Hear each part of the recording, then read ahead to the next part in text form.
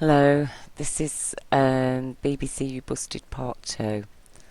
Apologies to Victoria Derbyshire for referring to her as Victoria Devonshire in my previous video. I do actually feel sorry for Victoria Derbyshire because I think, I think she's a victim now in this as well, because I think she did that interview in good faith and she trusted the BBC research staff and their legal teams, and she trusted the judge. You know, she trusts the authorities, and she works for them. She's a BBC TV presenter, and she's a professional person, and she believes that she's living in a professional world where people don't protect baby trafficking, paedophiles. And, you know, we'd all like to live in that world as well. I'd like to live in that world. I'd love to be able to wake up in the morning and think, I'm living in a really nice country. I trust all the authorities. I really would, you know. But unfortunately, that is not the case. And the thing is toward the end of this interview, Victoria Derbyshire asks Ricky Dearman if what he has to say to people that still don't believe that he's innocent, even with this judgment. And he sort of sits back and he's got a glint in his eye of triumph almost, and he says, "Show me the evidence. Bring the evidence. Bring the evidence to the table," he says. And that's where Britain is totally upside down, because it's not up to anybody to show him the evidence. It's up to him to prove his innocence.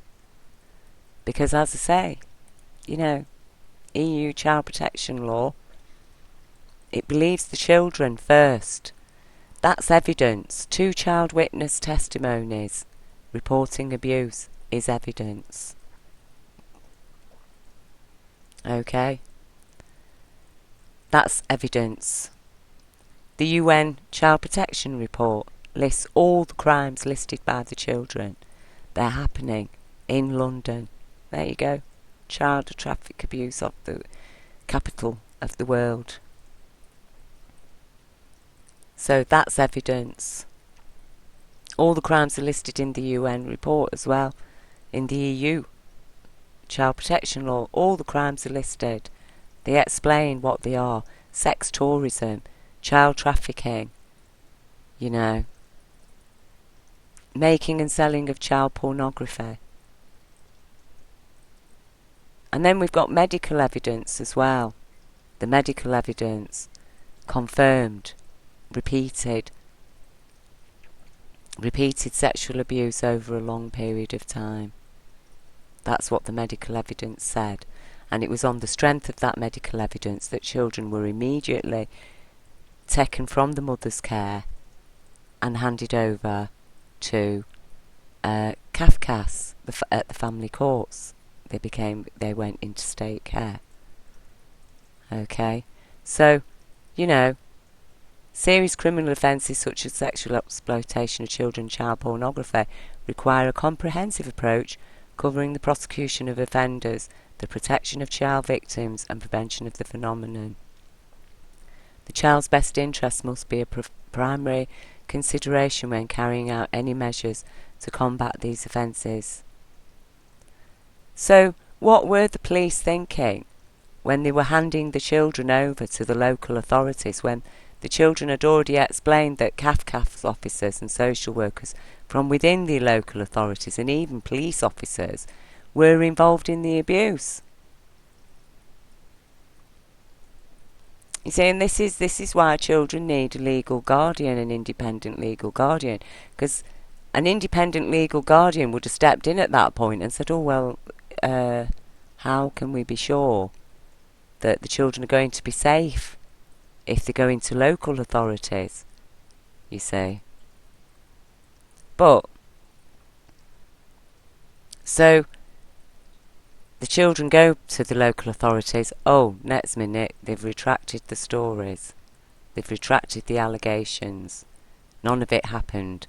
Oh, except the little boy absolutely point blank refuses to say that he wasn't sexually abused at all, and he absolutely point blank refuses to say that no babies were killed at all, so that is not a full retraction. But, you know, as Justice Pelfley said, he was obviously confused. So, the children weren't actually protected. But the thing is you see, EU law is very clever. The people that have designed it, they know the crime. They know how the victims suffer. And they know very well that if people in authority are committing crimes against children, and children have gone and spoken to the police, then all they have to do is get to them children somehow and convince them to retract, either through bribery, force, fear, threat, blackmail, who knows. But if they can get that child to retract, all charges dropped, they're off scot-free. Okay? And that's why EU Child Protection Directives say no. Even if the children retract, you still must carry on with your investigations and continue with the original allegations, because the original allegations still stand until everybody's been proven innocent. You see? So, you know, and that protects children, because if you don't have that, it does invite people. It invites offenders, and especially if they're working within childcare authorities, which a lot of offenders are, because that's the kind of areas they get attracted into. And one thing that British people are going to have to get their heads round is having a university degree, or having a master's degree, or a PhD, or a doctorate does not mean that you're not a child abuser, and you're not a criminal, and you're not a psychopath. People are going to have to understand this. All these qualifications do not mean that these people are good. Right? It just means that they can write a few essays. That's all it means. It doesn't mean they're good people. So,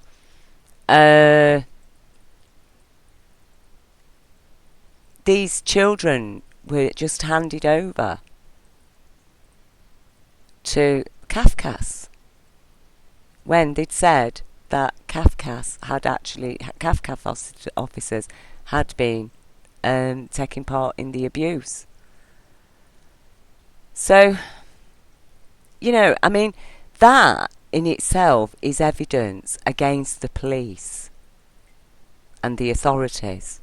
That's evidence against them, that they ignored the protection of the child, and they didn't believe the children, and they didn't, even with the medical evidence, they used the medical evidence to remove the children from their mother's care and put the children into the care of the very authorities that the abusers were working within.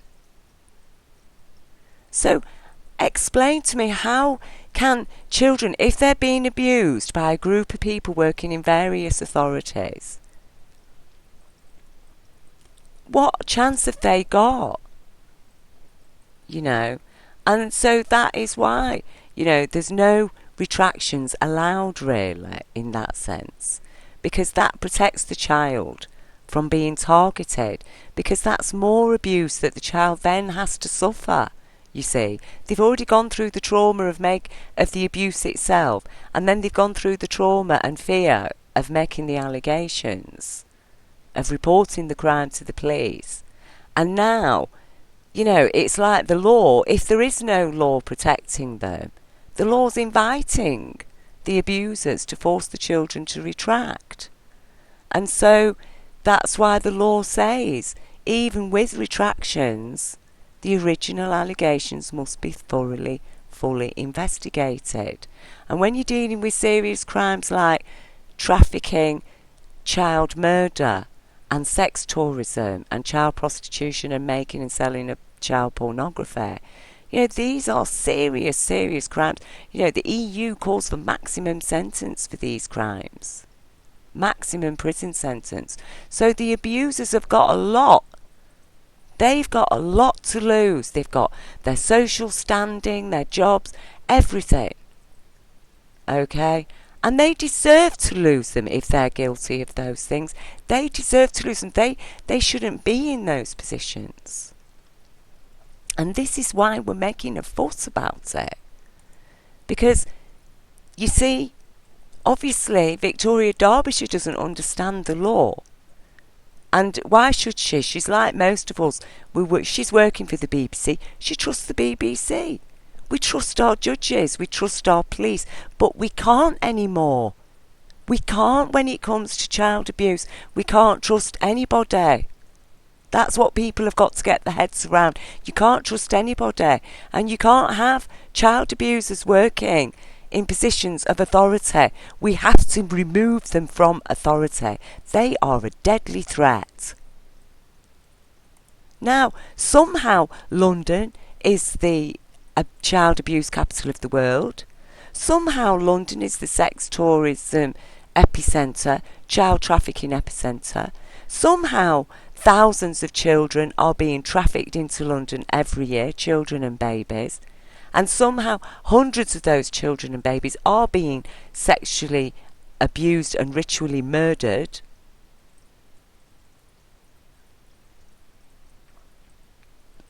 And it's not happening by people on council estates. You know, these are professional people. They're involved in businesses, charities. The children talk about, the babies arriving by courier in boxes.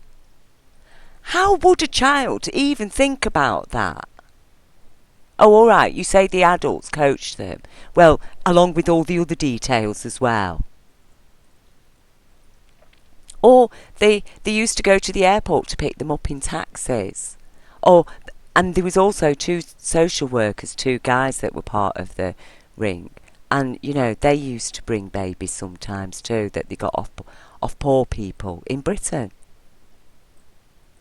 And then that begs the question. So, social workers, British social workers are taking babies from poor, they've got these babies off poor people. How did they get these babies then? We can't live with this. These are serious suspicions. Now, as I say, what have we got? What's Ricky Dearman got to prove his innocence? He's got a High Court judge, Justice Porfley, who says he's innocent. That's it. That is all we've got. What has he put on our table to prove his innocence? And what have them other 70 people put on our table to prove their innocence? Because we've got the UN report. We've got the fact that London is the child abuse capital of the world. We've got the EU child protection directives. We've got the medical evidence that the woman still upheld, even in that court case that she's talking about here. The medical expert upheld her medical evidence. She stood by it. She said those children have been long-term repeated sexual abuse. She stood up in court and said that. And what did the judge say about that? She dismissed it and said that the medical expert was an over-dogmatic professional. So, the mum is accused of being malicious because she reported the dad to police and she got a non-molestation order against him, and those same courts insisted that he go and get therapy at Tavistock Psychiatric Clinic. For 3 years, 2010 to 2013, he was at that clinic receiving therapy for his violence and aggression. And from 2011 to 2012, he couldn't see his children for a whole year because of his mental health problems. Right? That's what the judge explained in her summary. And yet she still found that man completely innocent. She said he's completely innocent. But how do we know? Because what proof have we been shown that he's completely innocent? He was only asked about one incident, swimming baths, that he was asked about touching his son's bottom. That was it, nothing else. He wasn't asked about baby eating. He wasn't asked about being a leader of a satanic cult or any of the things that they said in the court. You know, and the children never once mentioned the word satanic cult either. They talk about a special culture. So he hasn't been asked. He didn't have his phone seized. He didn't have his mobile. He didn't have his computers looked at. You know, and it even says in here, you know, it gives all the guidelines what they've got to seize. You know, they've got to seize. They've got right to confiscate things, and even do drugs testing and stuff like that. You know, and the children even say that they were given white powder and drugs. I mean, there's only so much that we can take, and that's it, you know. I mean, we have the evidence. We've got evidence. We've put evidence on the table. And we've got no evidence. All the evidence that was given in that court was in secret. So whatever evidence proves that Ricky Damon is completely innocent is top secret. Nobody knows it. Not even the mother's solicitor that was there. She only had one person at the hearing, as said in the previous video. But she did not see, nobody was allowed to see the evidence that proves the father is completely innocent.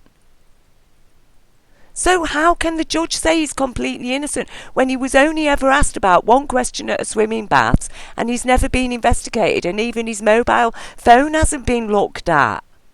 And over serious allegations, you know, that the EU and the UN are very, very serious about these crimes, particularly sex tourism and child trafficking and murder.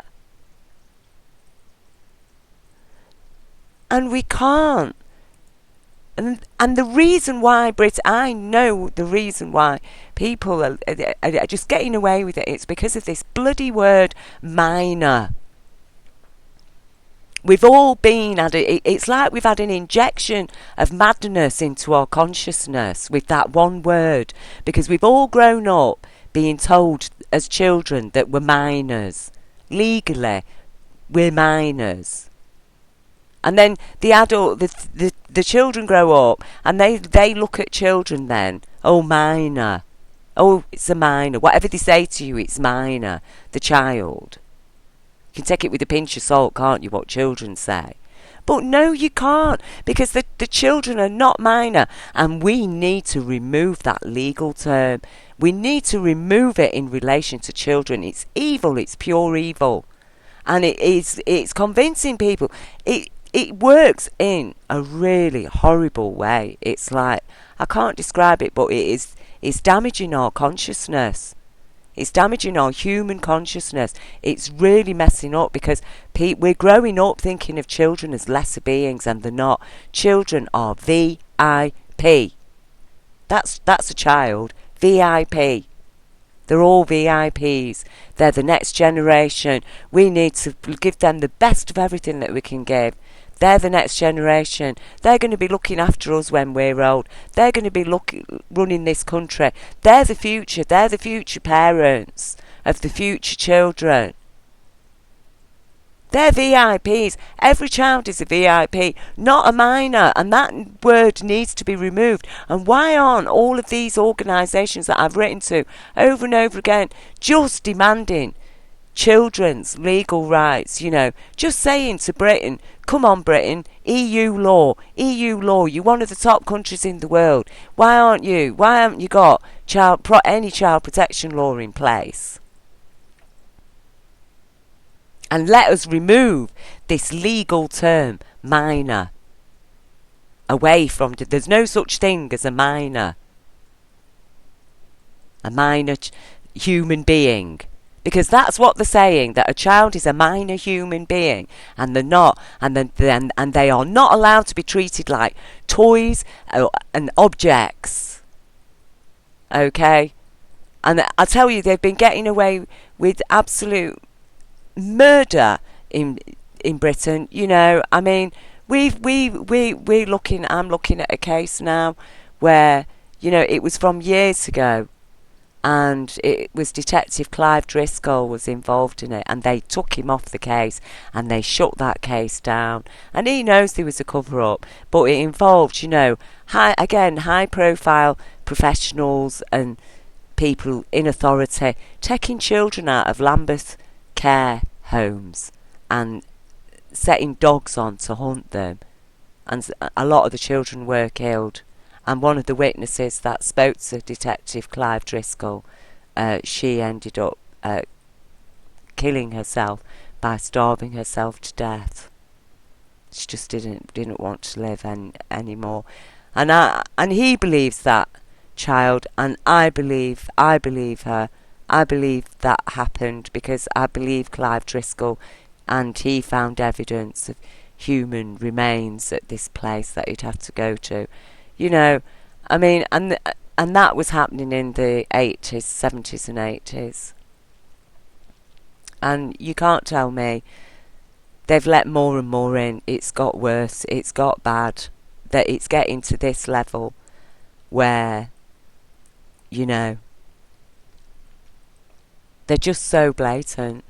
And when it's getting to that level that even the BBC is ignoring it, and they actually used this case to try and say that false allegations are a serious problem and we need to change the law so that, any child making false allegations of sexual abuse against a father is automatically taken off the mother and given to the father. So again, more incentive, isn't it? A child said allegations against the dad. Oh, now all we've got to do is get the child to say it was a lie. Oh, now the child goes straight to the dad. Oh, no, this isn't happening. It can't be. We can't be that much of a stupid country that we can't even recognise the danger. But obviously we are. We're that stupid because nobody's bothered. I've written to all these people. I've written to the UN, I've written to UNICEF, I've written to Save the Children, NSPCC, what a load of garbage they are. Are they, what the bloody hell have they been doing? I really don't know. Child protection in the UK. Well, I'm sorry, NSPC, without EU Child Protection Directive law, there is no child protection in the UK, is there? Except for children who are there's protection for children from parents who are judged a future emotional risk. That's enough to get a child in forced adoption, isn't it? Future emotional risk. That's where the child protection is in Britain. And I am outraged, and I'm finding it difficult to live in this country. And it is soul destroying when you write to all these organisations and they've all got such, oh, we're here to look for the child, and oh, we're here to stand up for children's rights, and oh, we're totally against child trafficking. We want to do everything to stop child trafficking, and blah, blah, blah, blah, blah. But they're just getting paid a lot of money, and they're talking a lot of talks and writing a lot of reports, but we don't need the reports, do we? And we don't need the studies, because they've all been done. That's why we've got the UN and the EU child protection reports and directives, and they both complement and support each other. So where's Britain? Britain, with this High Court judgment, has said all the crimes are a fantasy. You see, ritual murder of babies and child trafficking, that's a fantasy. That's where we're at. And as I say, Ricky Dearman and the BBC, where is the evidence on the table to prove this man's innocent and the other 70 suspects' innocence? Who has been to look at the other 18 children named to make sure that they're all right? Nobody. If you have to look at the law and you look at those children and they're just little children surrounded by these adults who are totally crazy. They're crazy people, right? We know these crazy people exist. That is why somebody has sat down and written this EU Child Protection Directives to protect children from these crazy mad people who think sex is something to abuse children and kill and traffic babies. What is wrong with these people? We don't know. They're mad, they're crazy. It's some kind of fun game for them, power trip. Who knows? Maybe life is just so boring, and maybe because they weren't valued as children. I don't understand, but we are having to deal with this psychology, and we have to accept it's real. It's not a fucking fantasy. And we have to stop it. We're never ever going to stop it unless we believe the children. That has to be number one, and that's why it is number one. Believe the children. Give them an independent legal guardian to make sure that the children get their rights and that they are protected. Do not stop investigating just because a child retracts. Somebody might have got to that child. You have to take that into account. If children have mentioned abusers working in local authorities, do not hand the children over to those local authorities.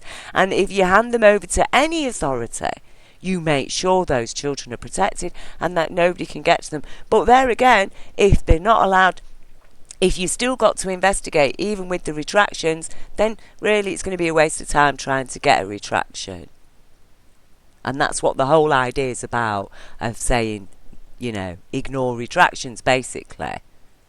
It is to stop at every point. It's to protect the children, because if you allow retractions to say, oh, that's going to stop a case, you're basically inviting people to re-abuse the child again now, to force them to retract, and it is a lot of pressure. And so, even with the retractions, why was that case closed? Why, even when they went to court and they went to the first family court and they took the children off the mother and they wouldn't give her full custody again, which previously she had. Before she took the children to the police to report the crimes, the mother had full custody. There was no custody battle. The father was seeing the children twice a month, but he was actually seeing them every day at school. But as far as the mum knew, he was seeing them twice a month. So, they took the children off the mum because they'd been sexually abused, as the medical evidence said, and they said the mother had failed to protect them. So they wouldn't let her have her children back. She was only allowed to see them twice a month. Dad's access increased from twice a month to weekly. Nobody investigated. There was no investigations into who had sexually abused the children. None.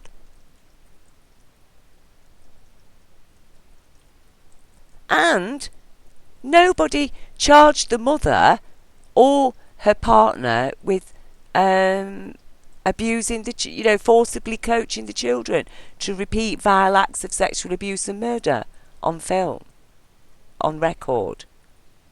Nobody brought any prosecutions, not even the dad brought any prosecutions against them, because that's what was implied in the retractions. Okay? So of course we're suspicious. Because why? Because they knew damn well that they couldn't make anything stick on the partner because he'd only known them for a few months. He couldn't have possibly repeatedly and sexually abused the children for that long and forced them to say all those things in such a short space of time.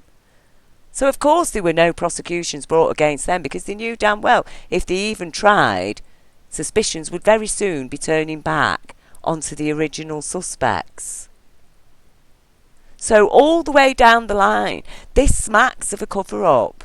And I tell you now, authorities, British authorities, I'm not going to tolerate it. And I am going to make sure that this is thoroughly investigated. Okay? And there's not just me. There's thousands like me. Thousands of us. We're going to be there. We're going to be standing outside Parliament, demanding EU child protection law for our children. Right? Because this is going to come out. Somewhere along the line, something's going to break. And I tell you now, all you who were standing on side of the abusers and who were ignoring child protection law, you are going to be so shame and sorry. Okay? All you people who've turned around and says, oh, we don't believe the children. Oh, you evil people. When the UN report has written what they've written, and we know that London is the child abuse capital of the world. Okay? Epicentre is described in the UN report. So, you know, it's going to come to the point that there's going to be a division. One division in this country. And that's going to be who stands by the law and who stands against it. And that's how it's going to be. And it looks like the authorities are the ones that are all standing against the law, even against child protection law. And as for the NSPCC, you are the most disgusting, despicable organisation in Britain. What you do, I really do not know, because you don't defend children's rights and you've never said a word. If you really cared about children, British children would have had EU child protection directives in place a long time ago. But you have said absolutely nothing.